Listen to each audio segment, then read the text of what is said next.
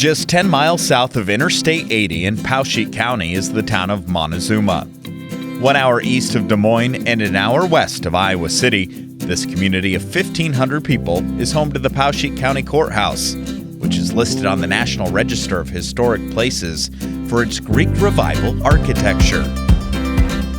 Montezuma is also home to our next Iowa entrepreneur story, Malcom Lumber. Roger and Judy Schroeder are co-owners of Malcom Lumber. They are also husband and wife.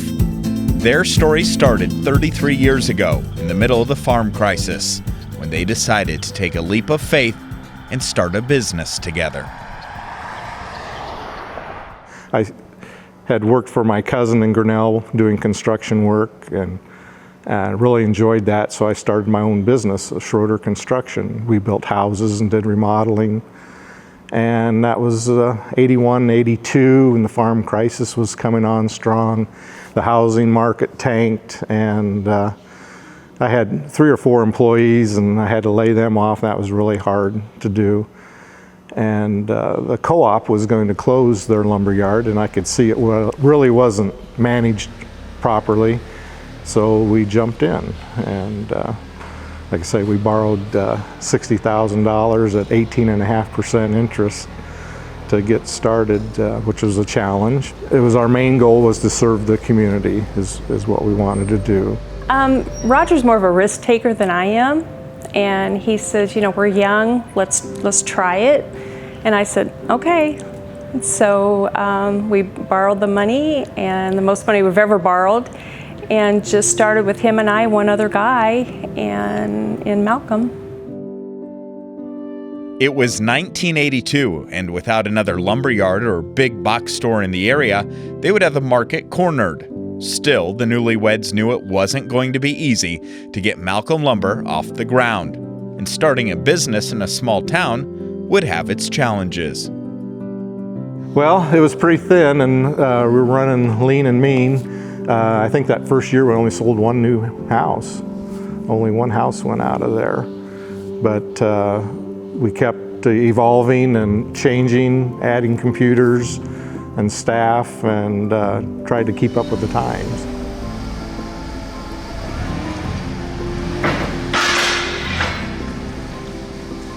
A couple of years after opening their doors, business was picking up steadily, and it was time to think about growing their family. Life was good for Roger and Judy, but it made for a very busy schedule. When we started having the boys, I just worked part-time. I brought a lot of bookwork home with me. Actually, I took each one of the boys with me for 6 months. They were at the lumberyard with me. After they were 6 months and mobile, then I had to take them to a babysitter. But we always made sure we had time for them. Yes, business was important and we needed to make a living, but our family was important too. 12 years after opening Malcom Lumber, Roger and Judy decided to branch out and add a second location 13 miles away in Grinnell.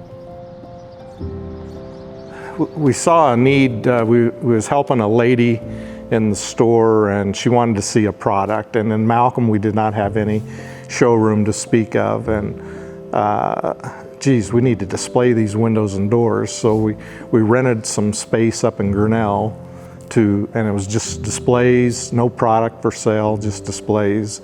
And that worked very well for us for about a year, and we got established in Grinnell. And then of course the contractor would buy the windows, or the homeowner would buy the windows from us, and then, oh, we need a tube of caulk, or we need shims. And so then we bought some more property, distressed property in Grinnell, and remodeled it and did it slowly, building it up and remodeling and building the business there.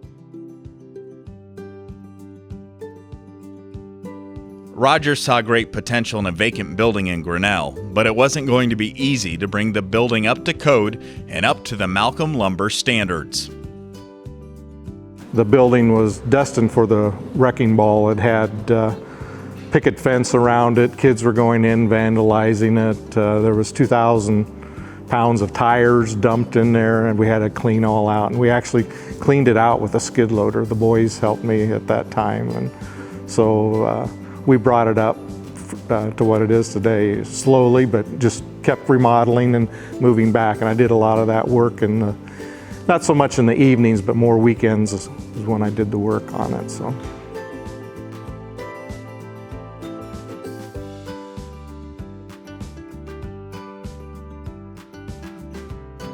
The renovation and move to Grinnell was a big success, and that got Roger thinking about another business expansion. In 2000, Malcom Lumber added a third location in Oskaloosa, a 45-minute drive south of Malcom. From 2000 to 2012, Roger and Judy were busy managing the 3 locations and going to all of their sons' activities. In 2013, the boys had graduated college, and Roger was eager to expand the business into the Montezuma community. Roger's a visionary.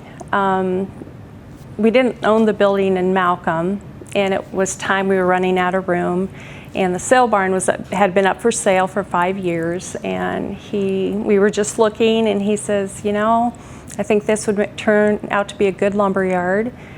And we came and looked at it, and as soon as we got done, he was home drawing what he was going to do. There was 3 inches of frozen manure in here, poles and doors, and the doors, part of the building was open. There were raccoons and groundhogs all running around in here too. We had to take care of that problem.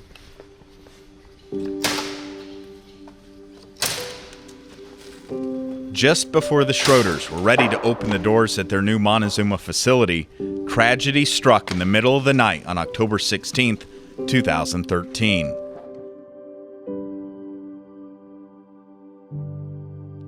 Five area fire departments responded to an electrical fire at their Grinnell location. They fought the flames until early the next morning before the fire was completely extinguished.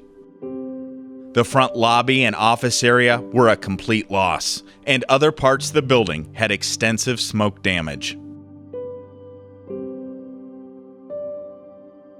Going in there and seeing it afterwards, you don't know where to start. You think about, okay, should we rebuild again? Is it worth it?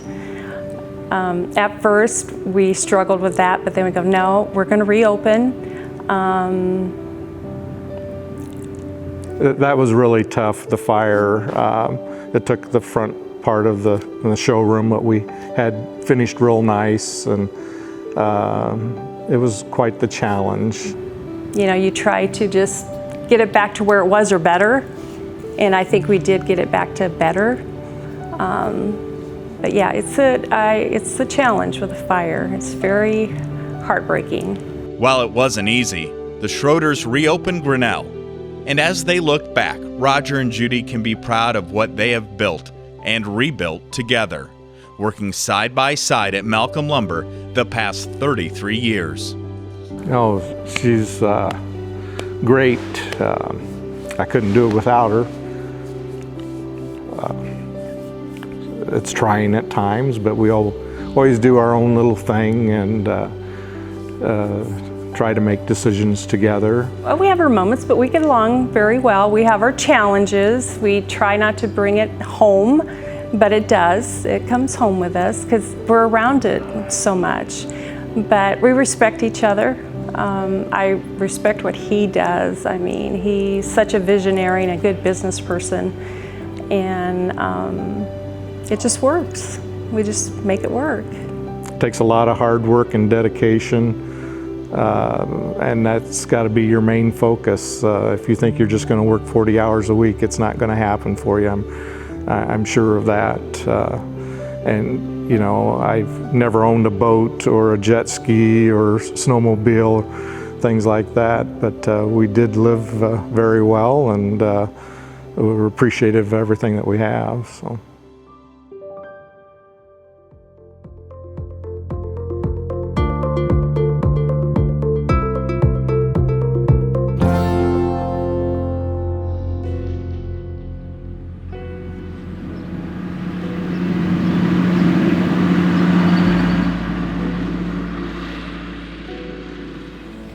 When people think of Iowa, they often think of agriculture.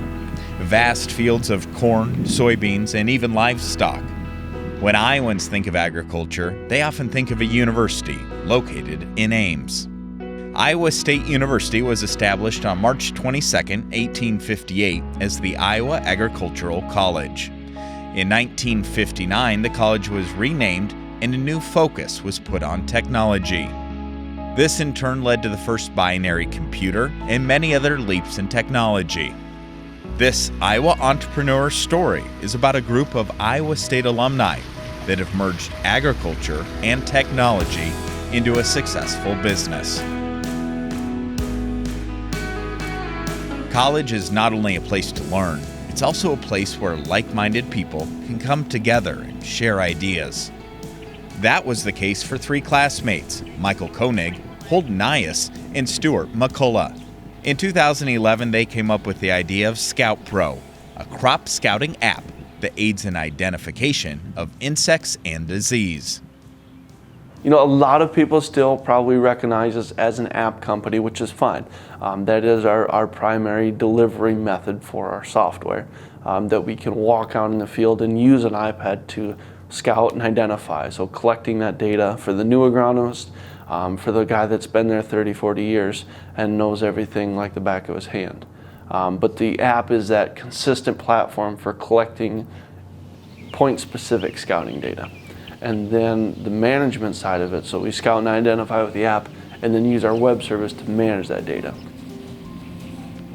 The original concept came from Michael, a non-traditional student who went back to school to focus on agriculture. My wife and I, it would have been back in 2009. That's when we decided that we needed to sell our house, and my wife's a youth pastor. She quit her job and I was an electrician here in Des Moines, and we just decided that God had called us to move to Iowa State and just do something different. And I wanted to be an ag teacher. I grew up with livestock and cattle, and so I really had an interest in being a part of agriculture and be fully immersed in it versus kind of doing it part-time and as a hobby farmer. So I was like, you know what, I'm going to go back to school. I'm going to get my ag teaching degree, and then I'm going to be teaching ag, to young students that are growing up and wanting to be a part of the industry. While attending class, Michael became friends with Stuart and Holden. As part of required coursework, the three had signed up for an entrepreneurial class. Little did they know that class would change everything. First day of class, Holden, Michael, and I ended up sitting together because we knew each other. I don't think it was a class that Michael was too keen on taking, but I looked forward to it. It seemed something of interest and kind of a unique set of challenges, I guess you could say. The original project for the final grade was to come up with an original business plan or feasibility study. Now it could be something old and rehashed, like taking an old style of disc and building a new one or a more efficient one, or it could be something like what I did and what Holden and Stuart helped do, which was take the concept of crop scouting and make it something more intuitive. Before ScoutPro, field scouts would use field manuals to identify bugs, weeds, and diseases, and would take handwritten notes. When we first started, a lot of crop scouts had what we refer to as pocket manuals. So either 3-ring binders or little miniature books that are just filled with mainly images and text. But the problem is especially as you talk about corn and soybeans, you get 3, 4, 5, 6 books. Pretty soon you have a big stack, and that just becomes tedious to walk through the field with. And then you always have the problem if it's dusty or dirty outside, the books get wet. And then for taking notes, a lot of scouts were using pen and paper. And so you'd come back at the end of the day with this paper copy report that would essentially get thrown away at the end of the year because either it became irrelevant, it took up too much space, or people just didn't use it. With data being thrown away, Michael recognized the need for a better way to do crop scouting. That was where the idea of ScoutPro was formed. The only problem was that his idea was utilizing a largely untested platform, the original Apple iPad. I thought he was crazy. I really thought he was crazy. Mobile technology was a new thing at that point in time. The original iPads had just come out earlier that year. Extremely untested platform. We were sophomores in college. It didn't seem feasible. To be honest, I didn't even know what an app was. I was like, what is give me directions to the app store. How do I go there? I still have a flip phone. So even at that time, I was completely clueless. No concept of what an app was or how it worked. Despite their doubts, Holden and Stewart soon warmed to the idea and even encouraged Michael to apply for the John Papa John Business Plan competition. There's kind of that initial leap when it becomes from a class project to we may actually do something with that. And that was kind of the first small leap of saying, this isn't just for classmates and a couple of judges in a class.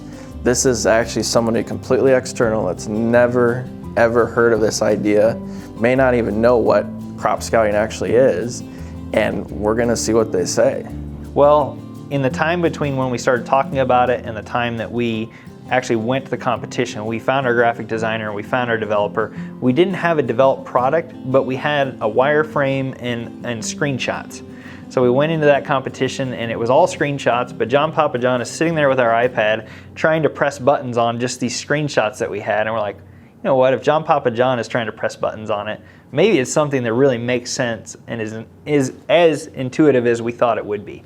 So that's really what sparked it. After that, we thought, you know what, if people like that, especially untrained people, are sitting there trying to figure out the concepts of how these things work, it could be really intuitive in the field for a first-year intern that has zero agronomic experience.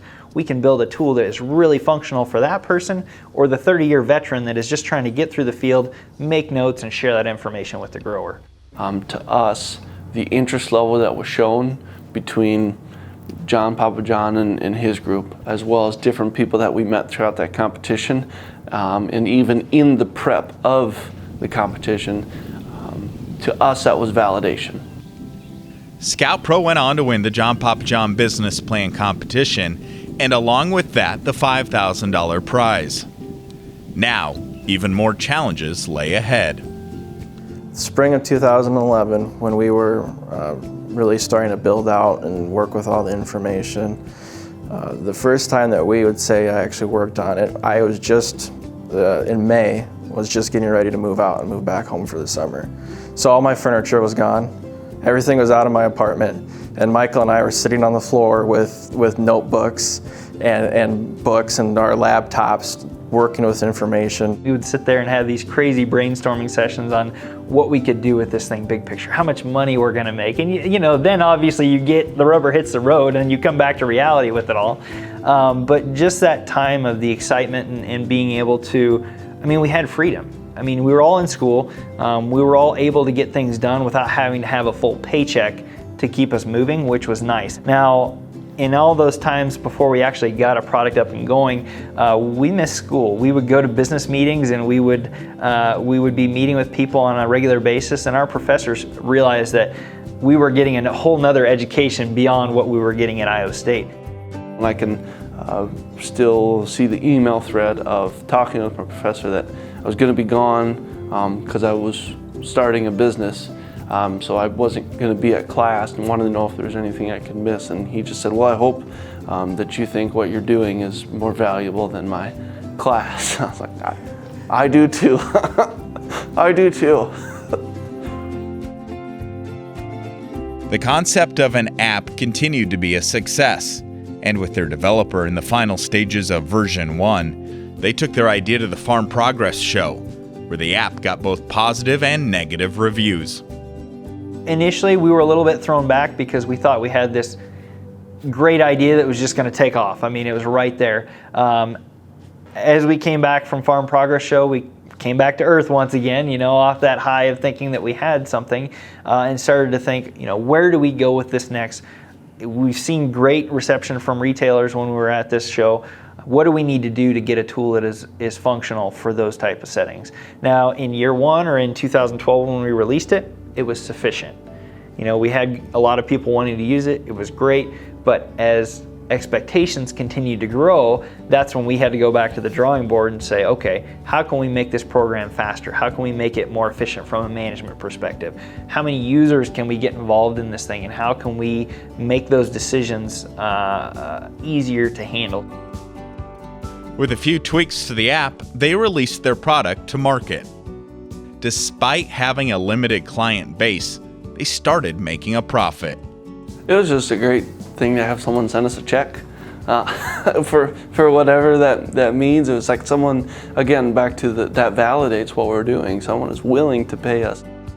You know, we're sitting there and we're sophomore, juniors in college, and people are writing us checks for a software that we came up with that thought, hey, you know, this is a great idea. Let's just sell this product. And so it was really cool to see that somebody saw the value in what we thought could change the industry.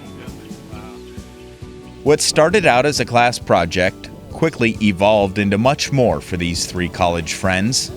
Most college students hope for a job after graduating, but Holden, Michael, and Stuart managed to create their own. Starting a business isn't just about having a good business plan.